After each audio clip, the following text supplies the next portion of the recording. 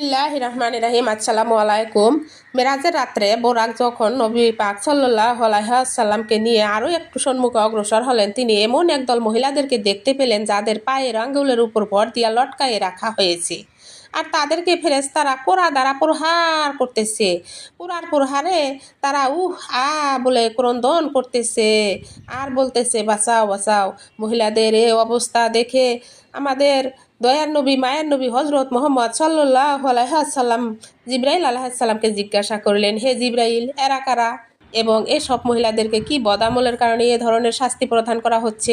জবাবে জিব্রাইল আলাইহিস সালাম বললেন, হে আল্লাহর নবী, এরা ওই সব ব্যভিচারী মহিলা যারা জিনা ও ব্যভিচারে লিপ্ত ছিল এবং নিজেদের অপকর্ম গোপন রাখার জন্য প্রসূত সন্তানদেরকে হত্যা করে ফেলত।